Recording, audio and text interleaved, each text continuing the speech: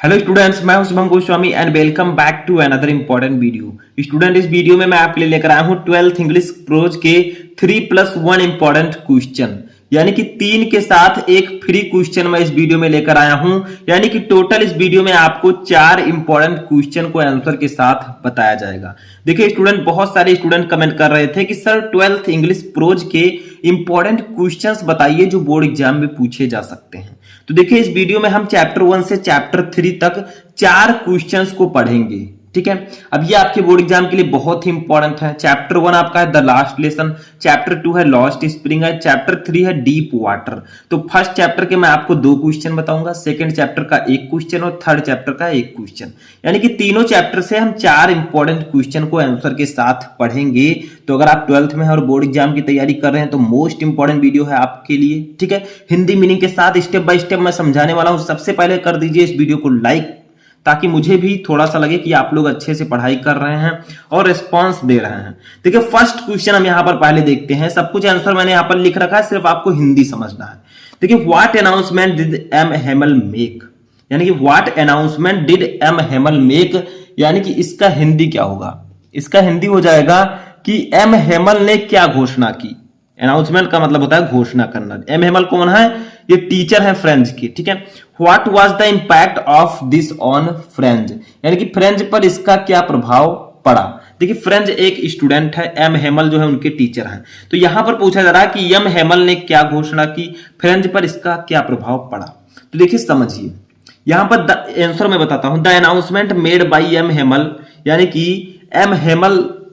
M Hemal जो थे उनके द्वारा घोषणा की गई दैट की there was an order from Berlin to stop teaching French, यानी कि उनके द्वारा घोषणा की गई कि बर्लिन से एक आदेश आया है। देखिए क्या लिखा है, देयर वाज एन ऑर्डर, एक आदेश फ्रॉम बर्लिन, यानी कि बर्लिन से आया है, टू स्टॉप रोकने के लिए टीचिंग, पढ़ाई ऑफ फ्रेंच, यानी कि फ्रेंच भाषा का। ठीक है, तो एम हेमल द्वारा घोषणा की गई कि बर्लिन से एक आदेश आया है कि फ्रेंच को पढ़ाना रोक दिया जाए। देखिए टू स्टॉप टीचिंग फ्रेंच, यानी कि फ्रेंच को पढ़ाना रोक दिया जाए, फ्रेंच मत पढ़ाइए। एंड और that this was their last French lesson, और यह उनका अंतिम फ्रेंच का पाठ था। दैट दिस वाज देयर, यानी कि यह उनका था लास्ट फ्रेंच लेसन, यानी कि अंतिम फ्रेंच का पाठ, और यह उनका अंतिम फ्रेंच का पाठ था। अब उस स्कूल में फ्रेंच नहीं पढ़ाई जाएगी।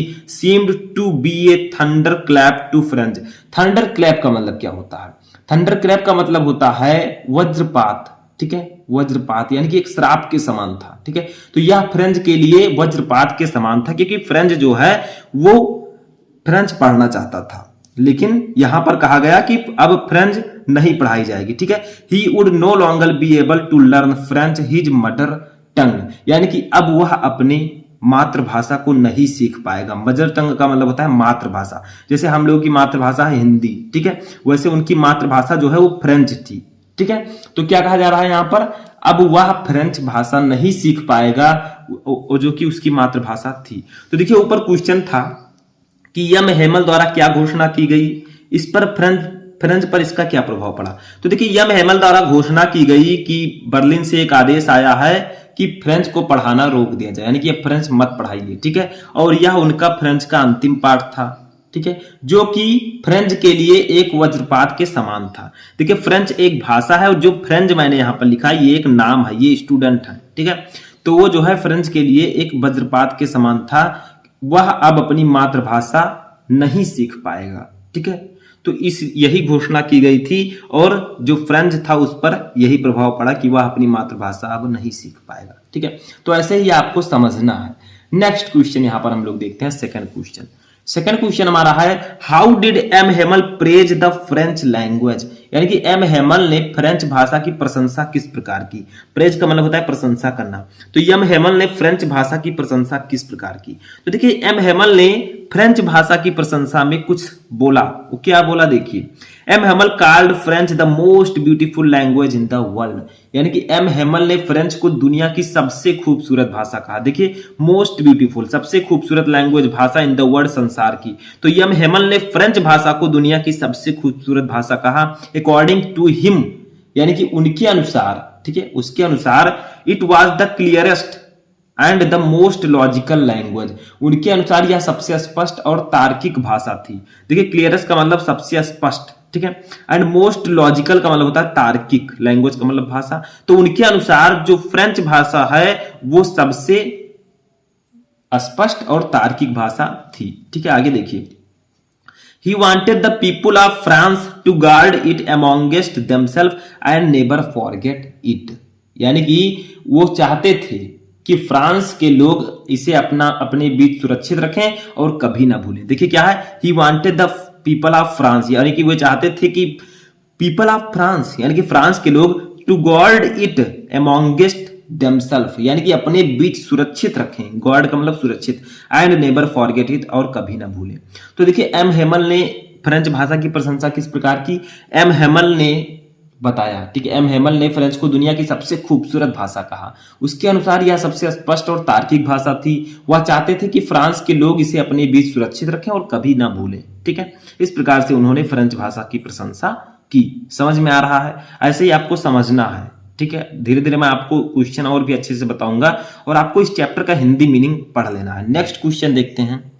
देखिए तीसरा क्वेश्चन जो हमारा है वो है द लॉस्ट स्प्रिंग चैप्टर से, लॉस्ट स्प्रिंग, ठीक है। ये क्या है, ये है कि what kind of gold did the people of Seemapuri look in the garbage, यानी कि सीमापुरी के लोग किस प्रकार का सोना कचरे में ढूंढते थे। यानी कि सीमापुरी के लोग जो हैं कचरे में कुछ ढूंढा करते थे, वो किस प्रकार का सोना ढूंढते थे। तो देखिए यहां पर क्या है, the people of Seemapuri look for items in the garbage, यानी कि सीमापुरी के लोग कचरे में ऐसी चीजें ढूंढते थे व्हिच का मतलब होता है जो, जिन्हें, ठीक है, can be traded for money, जिन्हें पैसे के बदले बेचा जा सके। यानी कि सीमापुरी के लोग कचरे में इस प्रकार की चीजें ढूंढते थे जिनको पैसे के बदले बेचा जा सके, ठीक है, यानी कि उसको बेचकर वो पैसे ले सकें। मीनिंग गोल्ड, मीनिंग का मतलब इसका अर्थ है, ठीक है, इसका अर्थ है सोना, ठीक है, इस प्रकार जो है इसका अर्थ है सोना। तो आप लोग यहां पर कह सकते हैं जिसका अर्थ है सोना।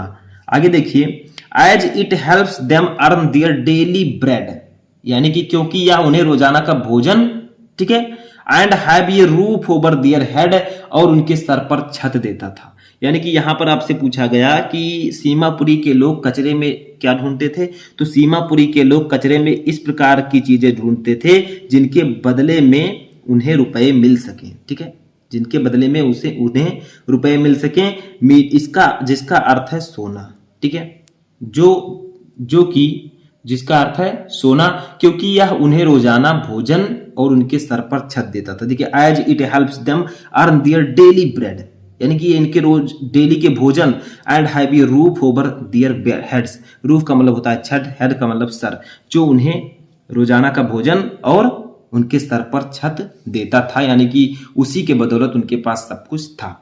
फॉर ये चाइल्ड, एक बच्चे के लिए गार्बेज में mean something wrapped in wonder, यानी कि एक बच्चे के लिए कचरा बहुत सारे अचंभों से भरी पोटली थी। देखिए, समथिंग रैप्ड, रैप्ड का मतलब अचंभों से भरी, इन वंडर, वंडर का मतलब अचंभों से भरी, ठीक है, रैप्ड का मतलब पोटली। तो जो गार्बेज था, जो कचरा था, वो बच्चों के लिए अचंभे वाली चीजों से भरी एक पोटली थी, यानी कि उन्हें कुछ अलग लगता था कि इसमें हमें कुछ अलग मिल सकता है। और या जबकि फॉर द एल्डर्स, यानी कि बड़ों के लिए, ठीक है, जबकि बड़ों के लिए it is a means of survival, यह जीवन यापन का एक साधन था। मीन्स का मतलब साधन, सर्वाइवल का मतलब जीवन यापन। तो छोटे बच्चों के लिए जो है वो अचंभों की एक पोटली थी जो वो ढूंढते थे कचरे में, जबकि बड़े लोगों के लिए ये क्या था, जीवन यापन का एक साधन था। तो क्वेश्चन था कि सीमापुरी के लोग कचरे में क्या ढूंढते थे, तो सीमापुरी के लोग कचरे में ऐसी चीजें ढूंढते थे जिनके पैसे के बदले बेचा जा सके, जिसका अर्थ है सोना, क्योंकि वह उन्हें रोजाना का भोजन और उसको सर पर छत देता था। एक बच्चे के लिए कचरा बहुत सारे अचंभों की पोटली थी और एक बड़े के लिए जीवन यापन का साधन, ठीक है। तो ऐसे ही आपको पढ़ना है। चौथा देखिए, चौथा हमारा नेक्स्ट चैप्टर से है डीप वाटर। तो देखिए ये वाला क्वेश्चन शायद आप लोगों को समझ में उतनी जल्दी ना आए, क्योंकि अभी आपने ये चैप्टर नहीं पढ़ा होगा, ठीक है, हो सकता है बहुत सारे बच्चे पढ़ चुके हो। देखिए क्या है, when Douglas realised that he was sinking how did he plan to save himself. इसमें देखिए डीप वाटर यानी कि गहरा पानी, ठीक है। तो यहां पर क्या कहा जा रहा है, डगलस है, तो पूछा जा रहा है कि जब डगलस को पता चला कि वह डूब रहा है तो उसने खुद को बचाने की योजना कैसे बनाई। देखिए व्हेन डगलस रियलाइज का मतलब महसूस होना या पता चलना, दैट कि ही वाज सिंकिंग, वह डूब रहा था, सिंक का मतलब डूबना। How did he plan to save himself, उसने अपने आप को बचाने की योजना कैसे बनाई। तो पूछा जा रहा है जब डगलस को पता चला कि वह डूब रहा है तो उसने खुद को बचाने की योजना कैसे बनाई। देखिए When Douglas realized that he was sinking, जब डगलस को पता चला कि वह डूब रहा है, he thought, उसने सोचा that कि when his feet would hit the bottom, bottom का मतलब होता है नीचे की जो तली होती है, ठीक है। तो क्या कहा जब उसके पैर नीचे तल को छुएंगे। देखिए when his feet would hit the bottom, जब उसके पैर नीचे तल को छुएंगे, यानी कि जो नदी है उसका जो निचला भाग है, ठीक है, सबसे नीचे जो तल है उस पर जब उसके पैर छुएंगे, he would make a big jump, तो वह बड़ी छलांग लगाएगा, ठीक है। जब पैर आपके जमीन पर छुएंगे पानी में तब आप बड़ी छलांग लगाएंगे ताकि आप ऊपर आए, पानी से बच सकें, ठीक है। Come to the surface and lie flat on it, यानी कि सतह पर आएगा। कम टू द सरफेस यानी कि वो सतह पर आएगा, and lie flat on it, और उस पर सपाट लेट जाएगा, और उस पर लेट जाएगा। तो देखिए कैसे उसने योजना बनाई। जब डगलस को महसूस हुआ कि वह डूब रहा है तो उसने सोचा, ठीक है, कि वह पैर नीचे तल को, उसके पैर जो है नीचे तल को छुएंगे, फिर वह एक लंबी छलांग लगाएगा और सतह पर आ जाएगा और उस पर लेट जाएगा, ठीक है। Then he would easily paddle to the edge of the pool, और वह आसानी से हाथ पैर मारकर पूल के किनारे चला जाएगा। देखिए ही वुड इजिली पैडल मतलब हाथ पैर मारकर, टू द एज किनारे ऑफ द पूल यानी कि पूल के, ठीक है। तो वो जो है आसानी से हाथ पैर मारकर पूल के किनारे चला जाएगा। तो देखिए जब डगलस को लगा कि वह डूबने लगा है तो उसने बचने की योजना कैसे बनाई। तो देखिए जब डगलस को लगा कि वह डूब रहा था, ठीक है, उसने सोचा कि उसके पैर नीचे तल को छुएंगे। जैसे ही उसके पैर छुएंगे वो एक बड़ी छलांग लगाएगा ऊपर की तरफ और वह सतह पर आ जाएगा और उस पर सपाट लेट जाएगा, ठीक है। फिर वह आसानी से अपने हाथ पैर मारकर पूल के किनारे वापस आ जाएगा। जिससे आप लोग मान लीजिए तैरना नहीं जानते हैं तो आप क्या करेंगे, पानी में डूबेंगे तो आप लोग सोचेंगे कि नीचे जो जमीन है उस पर एक पैर मारेंगे खूब तेज, फिर वो क्या करेगा, हमें ऊपर की तरफ फेंकेगा, तो हम क्या करेंगे, ऊपर आ जाएंगे, हम डूबेंगे नहीं, ठीक है। तो इसने सोचा मैं वहां पर लेट जाऊंगा ताकि मैं डूबूं मत, ठीक है, और क्या करूंगा, उसके बाद में हाथ पैर मारकर मैं किनारे पर आ जाऊंगा। तो वही इसने भी सोचा, ठीक है। तो यही थे आपके 4 मोस्ट इंपॉर्टेंट क्वेश्चन जो कि मैंने इस वीडियो में बताए। आई होप कि आपको ये क्वेश्चन आंसर समझ में आ चुके होंगे। हो सकता है कुछ स्टूडेंट्स ऐसे हों जिन्हें ये समझ में ना आया हो, तो आप लोग कमेंट कीजिए कि आपको समझ में आया या नहीं, ठीक है, ताकि मैं समझ सकूं कि अगर ये आपको समझ में ना आया हो तो मैं और भी अच्छी भाषा से आपको समझाने का प्रयास करूं, क्योंकि हमारा टारगेट है कि आप बोर्ड एग्जाम में एक अच्छा मार्क अचीव कर सकें, ठीक है, ताकि आगे चलकर आपको दिक्कत ना हो। कैसा लगा आपको ये वीडियो कमेंट बॉक्स में बताएं। हम मिलेंगे नेक्स्ट टॉपिक के साथ नेक्स्ट वीडियो में, तब तक आप लोग अपनी तैयारी करते रहें।